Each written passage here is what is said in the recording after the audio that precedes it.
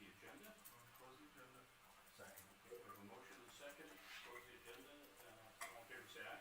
Aye. Opposed, same sign, motion is carried.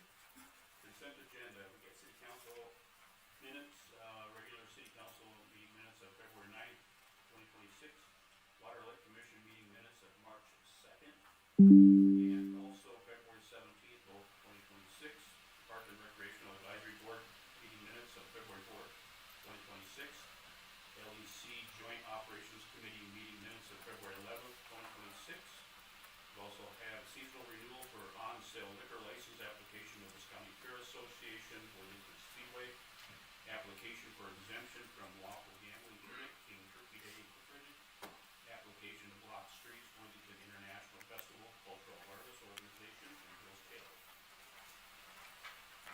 Move to approve consent agenda. Second. We have a motion and a second. Any further discussion? All in favor say aye. Aye. Opposed, same sign. Motion is carried. All right, we'll start with city council approval of construction manager at risk pre-construction phase services for the proposed ice arena. The ice arena selection committee recommended Knutson Construction as the project's construction manager at risk. In the pre-construction phase, Knutson will collaborate with the architect, HTG, and city staff in defining the final scope of the project and establish the guaranteed maximum price. Upon acceptance of the pre-construction design and budget phases, the city will authorize Knutson to continue collaboration with the designer and city staff to establish the owner-approved guaranteed maximum price and move on to the construction design phase. Fee for the pre-design is 0.25% of the budgeted $16 million or $40,000.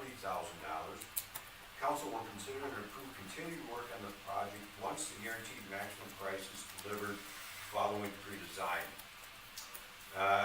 City attorney was continuing discussions with Knutson's attorney on one last clause of the AIA document A133-219, the standard form of agreement between the owner and construction manager to advance the pre-design phase. Just this afternoon, I was notified by our city attorney that they do have agreement on this one clause that dealt with consequential damages. I don't have an updated contract form. I'm sure that will be coming tomorrow. And so asking council approval to move forward with the contract subject to modifications approved by the city administrator and city attorney. Mike? Amy?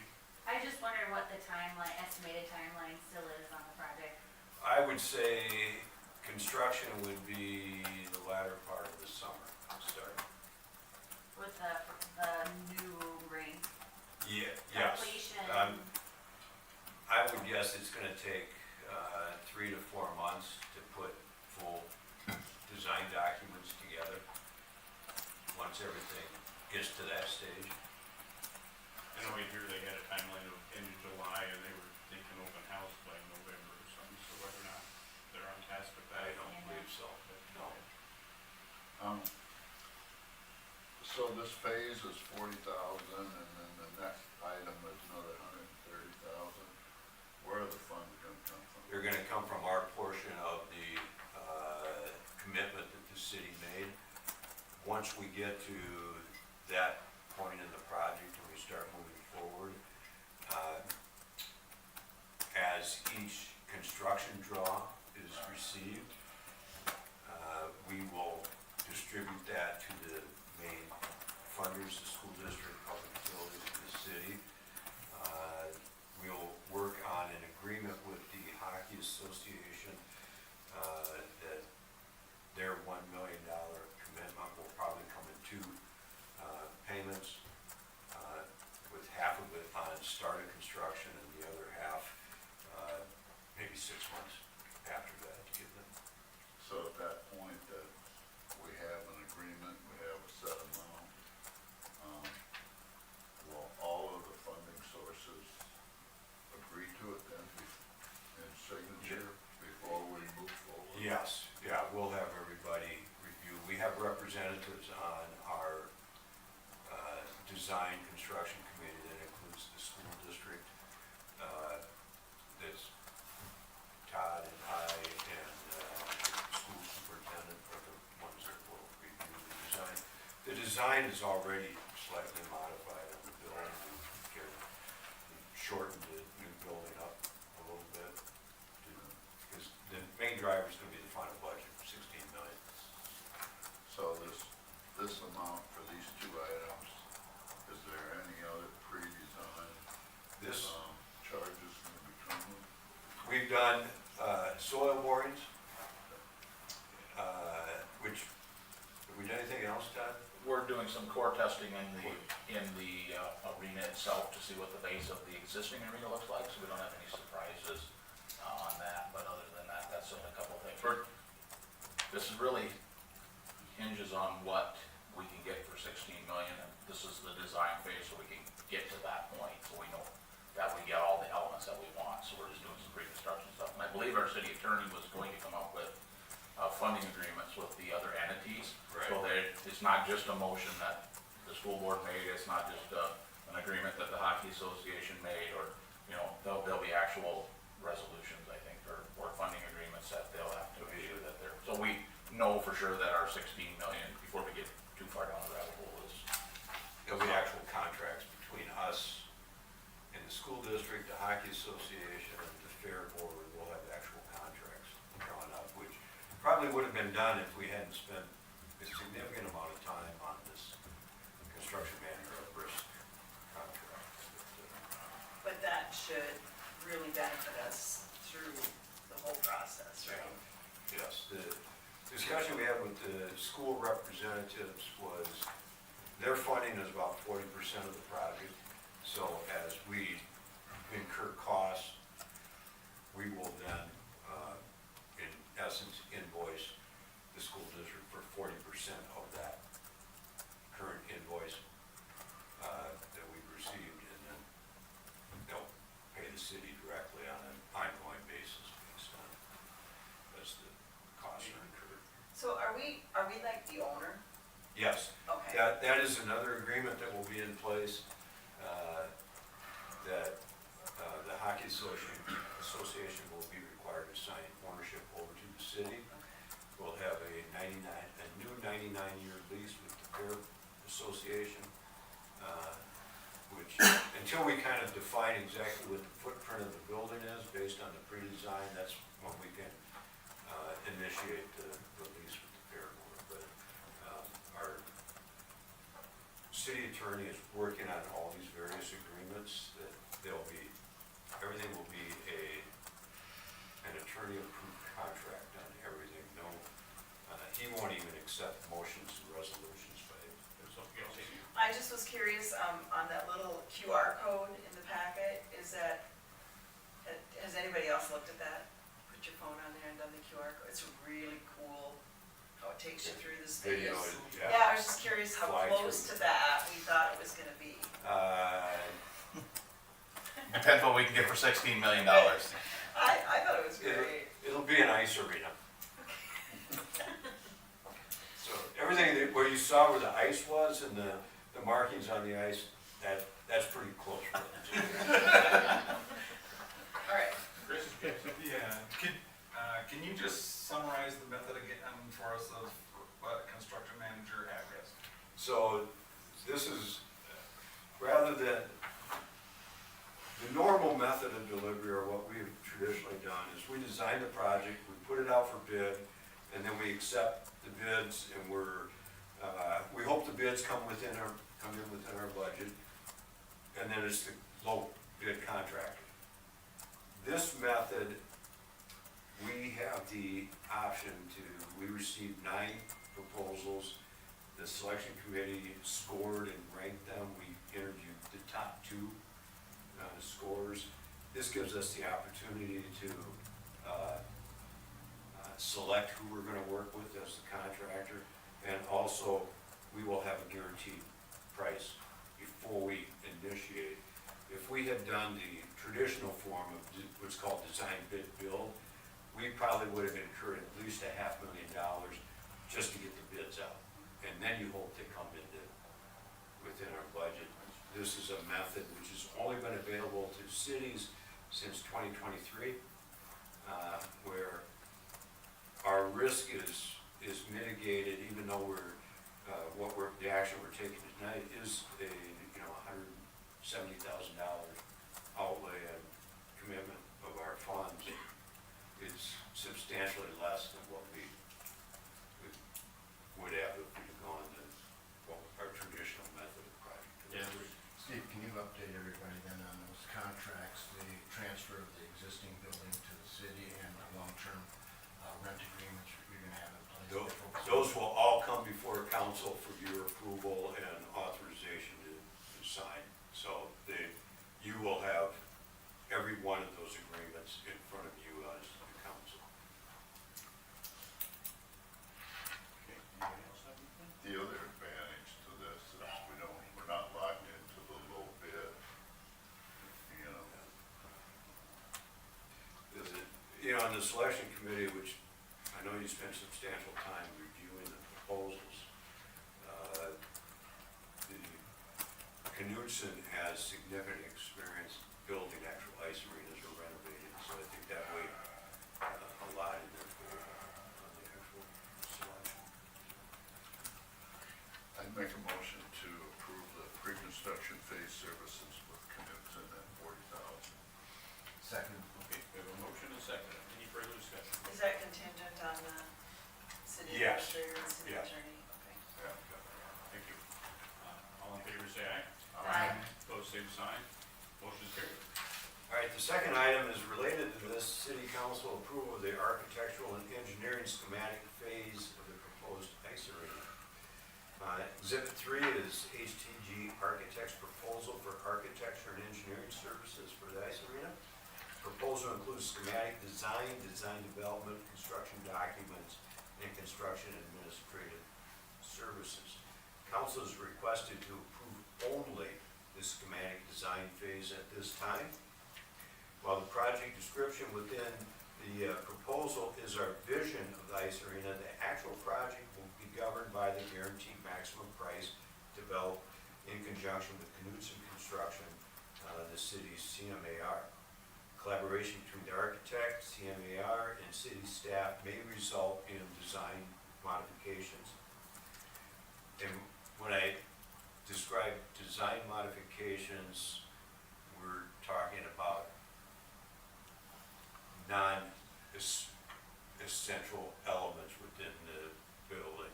The rink will be the regulation size, there'll be a new lobby. We've already looked at shortening that building up slightly, and the lobby is not quite as expansive, but to stay within our budget, we'll be, Basics. in the end, we'll have a very nice functional ice arena if everything follows through. This phase of schematic design is intended to provide sufficient information for the CMAR to complete their construction budget and enable them to produce the guaranteed maximum price. In addition to architectural design, HTG will work with their civil, structural, MEP, and refrigeration designers to complete the schematic design. So that's their civil, structural, mechanical, electrical, plumbing, and the refrigeration designer, which is a very specialized design.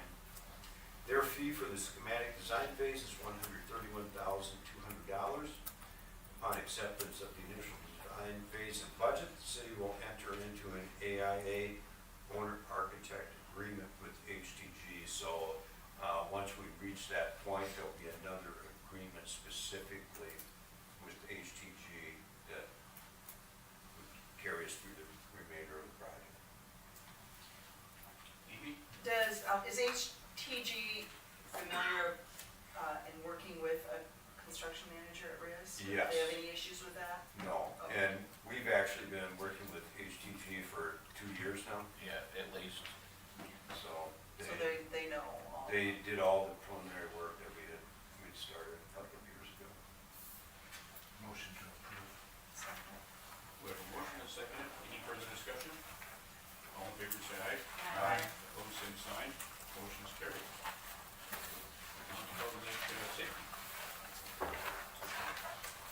Thank you, Mayor. Council. I've got two case items for you here this evening. First is consideration of updated Detective Sergeant position guidelines. The Worthington Police Department Detective Sergeant position guidelines were reviewed and updated. Assignment details, job requirements, and other minor details were added, removed, or adjusted within the position guidelines for clarification and consistency. There's two exhibits. Exhibit 1 is the red line copy of the Detective Sergeant position guidelines, which notes the proposed changes. Exhibit 2 is a copy of the proposed updated position guidelines for Detective Sergeant. I do have to note, after the council packet was sent out, we did find one other area that needed adjustment, and that's on page 3. Towards the top on paragraph 18, where it states captain, that needs to be changed to detective or deputy chief, as shown in many other areas of this proposal. Staff recommends approval of the updated position guidelines. Motion to approve with the updated language. Second? Okay, we have a motion and a second. Any further discussion? All in favor, say aye. Aye. Opposed, same sign. Motion is carried. Second case item is consideration for updated dispatch supervisor position guidelines. The Worthington Police Department dispatch supervisor position guidelines were reviewed and updated. Assignments, details, job requirements, and other minor details were added, removed, or adjusted within the position guidelines for clarification and consistency. Two exhibits. Exhibit 3 is a red line copy of this dispatch supervisor position guidelines, which notes proposed changes. And Exhibit 4 is a copy of the proposed updated position guidelines for dispatch supervisor. Staff recommends approval for the updated position guidelines. I make a motion to approve. Second. We have a motion and a second. Any further discussion? All in favor, Steve? I just want to comment, this is part of our ongoing work to update our position guidelines. I think if you, the one was over 20 years old, and the dispatch supervisor is 12 years old, so. This is Try to update. also gone through our HR personnel that. Yes, Okay. yeah. So, sorry, right, no, that's fine. We have a motion and a second. Any further discussion? All in favor, say aye. Aye. Opposed, same sign. Motion is carried. Thank you, Dan. Thank you. Public Works. Good evening, Mayor, Council. The first case item I have is the 26 private docks on public property. In accordance with the city policy adopted in 2013 regarding the issuance of permits for private docks to be located on public property, the city council shall annually set the number of private dock permits allowed on public property. In 2025, council allowed all applicants permits on the condition that they meet our dock policy. Also in '25, the city issued 8 permits for docks on public property. Owners who currently have a valid dock permit will have the first option on renewal for the following year unless city council reduces the permits available. If council reduces the number of permits, all permit applications from existing permit holders will be reviewed by the council. And the second thing you need to do tonight is set the annual permit fee. The '25 fee was $200 per dock, and we are proposing no change to the annual fee. It was last increased in 2022. You can see a list of the dock holders we had there. We had 8 last year. I believe our high number was in 2018. We had 17 dock permits, so we're kind of holding at 8 now. I have a question for you. I thought we had discussed that we weren't going to limit the number of docks, but based on where the land, like your property is, Right. it's more than. Yep. So does that verbiage make sense then? Yeah, last year you set that any eligible properties Yeah. could get a dock permit. Right. But each year you have to set that, so I'm looking for the same action this year as last year that So we says, can just put it like that, each Yes. eligible property, we don't have to put a Yep. number to it. no, I would like a motion that says any eligible properties. And the other thing I'll tell you is that each one of these dock permits does come in front of council for approval. So if there's some question or some kind of controversy about it, it doesn't just get approved. But you guys usually see them on consent, but we can pull them and talk about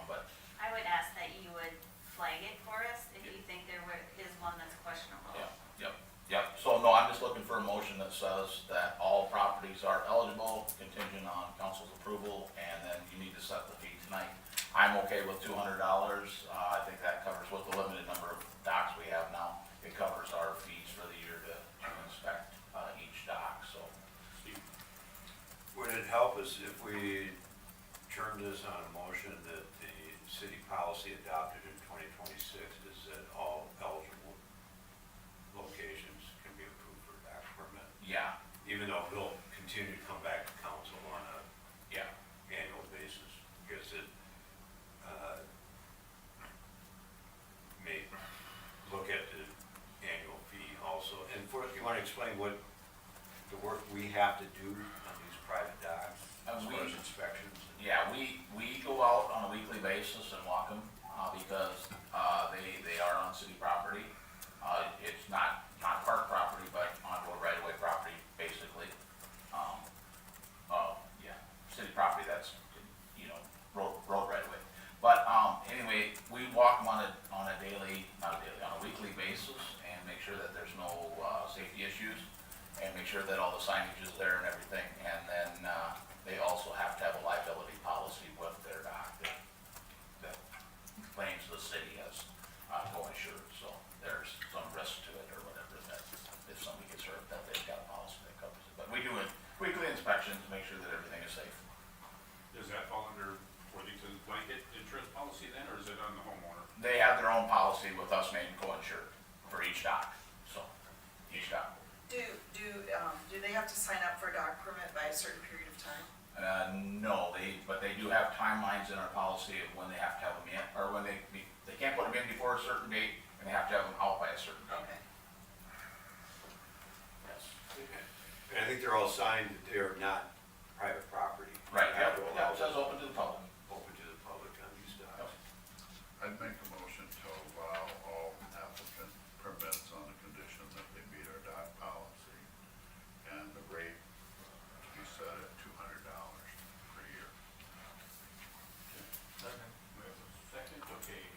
Motion and second, any further discussion? All in favor, say aye. Aye. Opposed, same sign. Motion carried. The next one is out-of-state travel approval. In January of 2026, the city of Worthington purchased a new Timco street sweeper from Environmental Equipment and Services.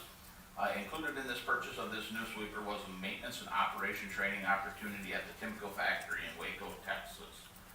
Exhibit 1 in your packet is a little bit of the training schedule. This training is provided for up to 4 employees and being held from April 27th to April 30th, 2026. Employees will receive enhanced training on key maintenance procedures from factory representatives and will hopefully improve their knowledge in operations. Trainings will be leaving early Monday morning, April 27th, to fly out of the Minneapolis-St. Paul Airport. The city will be responsible for the travel to and the parking in Minneapolis. All other expenses, including airfare, accommodation, and meals, will be covered by the vendor. Staff is requesting permission to send 4 Public Works employees to this training opportunity. Council action is requested. Motion to approve. Second. Okay, motion and second, any further discussion? All in favor, say aye. Aye. Opposed, same sign. Motion's carried. The next one's the Centennial Ball Field Restroom Bid Recommendation. Council at the February 9th, 2026 City Council meeting approved the Centennial Ball Field Restroom plans and authorized staff to advertise for bids. At 2 p.m. on March 4th, 2026, sealed bids were opened for the project. The project includes new restrooms, a concessions area, and a storage area. The city received 4 bids, and they are as follows. Ideal Construction Group at $486,120. Claire Van Grau Construction at $495,000.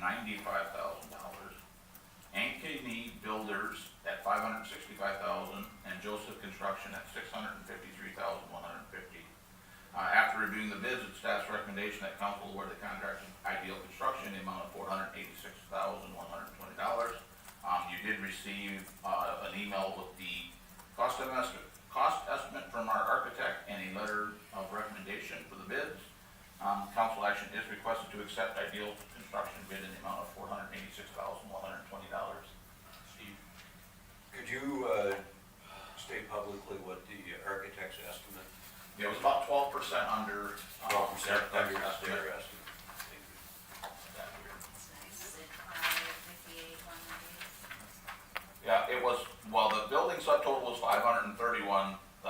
$617.90, then there is a contingency in there for a total of $558,198. So about 12% under the engineer's estimate. Anybody else have? Where exactly will this be located? Will it be located more on the school property or on the? It'll be on city property, basically right where the road that we, annexed out, or whatever, it'll be right on that property. And it'll be adjacent, this is a partnership with the school district for their softball facility. So this will be the building, bathroom building, concession stands. Works really good for us because it's closer to, the pickleball courts and basketball courts and stuff like that, rather than be so far away, so. And the existing restrooms, will they be knocked down? Yes. Yeah, they're not even going to be open for the softball season this year. We're going to just use portable restrooms because they're in dire need of Demolition. Dire need of being knocked down. removal. Yes. Motion to approve the Centennial Ball Pit restroom bid. Second. Okay, we have a motion and a second. Any further discussion? All in favor, say aye. Opposed, same sign. Motion's carried. The next one is a 26th budget amendment. City Public Works staff is requesting council's approval to do a 2026 CIP budget amendment to pave the parking area at the City of Worthington Puppy Park. Staff recently became aware of the overlay project that is being done on First Avenue Southwest, the road that is adjacent to the Puppy Park entrance. And we feel that this would be an ideal time to complete an often requested project. Staff feels that there would be a substantial amount of savings by doing this project along with the road project, just in mobilization cost and quantity cost. We requested our engineering staff to do a construction plan and cost estimate for this parking lot project. The estimated cost of this parking lot improvement is $85,550, including design and contingencies. Staff is proposing that we use undesignated, unreserved funds to complete this parking lot improvement. Council action is requested to amend the 26 budget for a parking lot improvement at the City Puppy Park. Just for your information, when I found out about this, I did a little checking in the morning when I come to work and in the evenings when I go home. And other than when we had ice that one day, there were cars parked there, not necessarily just to use the puppy park, but to walk on the trail. It's probably the most popular place we have for people to park and jump onto the trail. There was anywhere from 2, I think the most I saw was 9 cars one day, so, I've noticed that as well. yes, it's heavily This is used just gonna be for that. An asphalt or no curb and. No curb and gutter, it'll just be asphalt parking, yeah.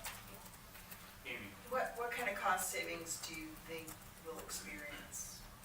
Well, mobilization is probably in itself $15,000 just to have somebody come in and do it, and then, you know, it's a smaller project, if we can just partner with, Goo's, project, and he's gonna do a amendment to his bid process, and then he'll just take the amounts of blacktop for that. So I'd say 15,000, 20,000 maybe, at a conservative estimate. And how much is in the undesignated, unreserved funds? There's a lot. Okay. I can't give you Okay, adequate. it's adequate. We're just starting to tap into it. Wait till later tonight. I make a motion to allow the staff to amend the 26 budget for the parking lot improvement at the Puppy Park. Second. motion and second. Any further discussion? All in favor, say aye. Aye. Opposed, same sign. Motion's carried. The last one I have is removal of Orchard Knoll tennis courts. The Parks and Recreation Advisory Committee, at their December 3rd, 2025 meeting, unanimously passed a motion that the tennis court at Orchard Knoll Park should be removed and turned into green space at this time. This seldom-used court has been in disrepair for a number of years and has even been unusable for the last 3. You can see a picture in Exhibit 2. Staff does not feel that investing money in this court would be a smart use of budget funds. While the Park and Recreation Advisory Committee had no recommendation for the space at this time, that doesn't mean that it couldn't be developed in the future. We plan to remove the fencing, asphalt, and base materials and replanting the area to grass at this time. Council has his request to allow staff to remove the tennis court at Orchard Knoll Park. For you that don't know, Orchard Knoll Park is off of Noble Street and Ash Road. It's kind of in the back, see the park off of Nobles, but the tennis court is kind of way in the back. Since we redid Pleasant Park tennis courts and the school district has their tennis courts, was rarely anybody ever played. At one point, we even painted it to pickleball before we had pickleball courts. It's in disarray, it looks bad and. Mostly resident park or residents around it. Yeah, it's kind of in the back and next to that county ditch, so, we don't know what we're gonna do with it. We're planting grass right now. Kids could take a soccer ball, kick it around, or baseball, play catch, or whatever they wanna do, but, we don't have any plans right now, but we just think that it needs to go. Could I suggest a plan? Excuse me? Could I suggest a plan? The chance? A community garden? Yeah, we don't have any plans, so, yeah, there's lots of things we could do, and, I guess, green space right now is what I'm thinking. Do we need more pickleball courts? You have an idea on that for next year? Yes, but not there, because it's like not a very usable area, there's no parking, and so. Unless you don't know it's there, it's not there. Yeah, right, you and well, can find it. the bad thing is there's one little spot where you can park 2 cars, then you gotta walk back through the grass to get to it, It's overgrown. Motion to approve. Second. Motion and second. Any further discussion? All in favor, say aye. Aye. Opposed, same sign. Motion carried. Thank you. On to the mayor.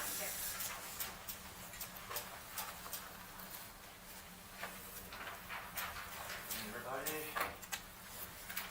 My first item is resolution pertaining to intent to bond for costs incurred for improvements.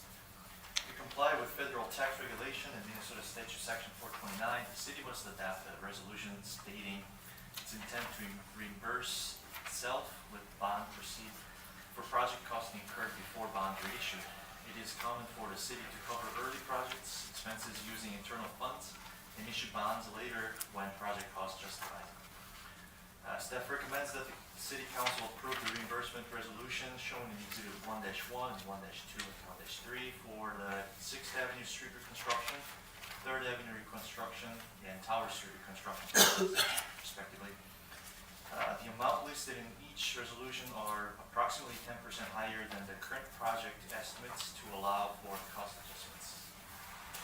I will need 3 separate motions for each exhibits. Were there contingencies already built into the original cost Yes. estimates? So this 10% is in addition Yes. to the contingencies, and that's just to make it easier to Right. manage? It's always go a little higher, because we cannot go over that amount. Okay. It's always easier to go under. And that's part of the statute 429, current For assessment process. statute.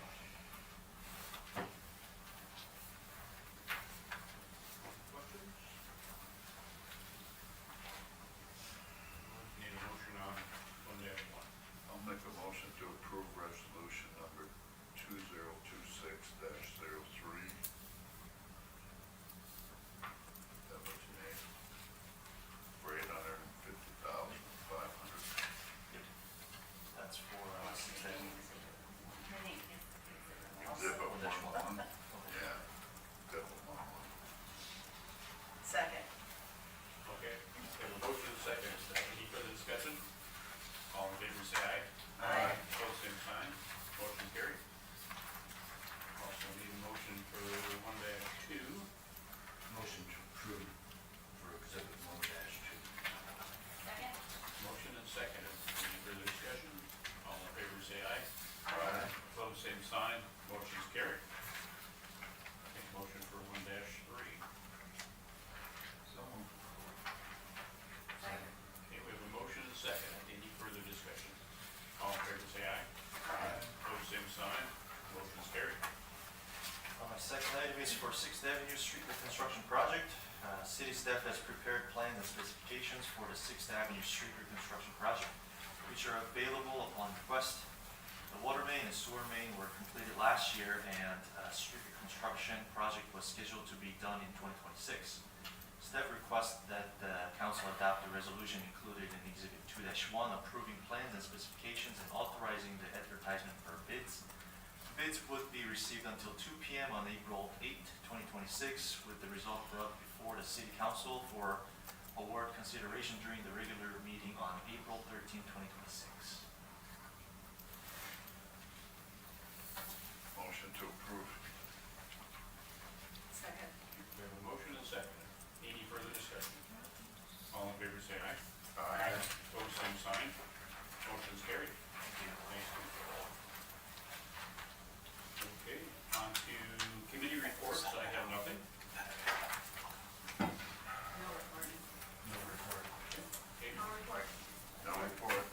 Chris? No report. Steve? Friday night, we had a little, water damage from the roof, up on the second level. The roof is in bad shape. I was planning to try and get 2 more years out of it. We just started putting money away in 2026, but I think we're gonna have to move forward.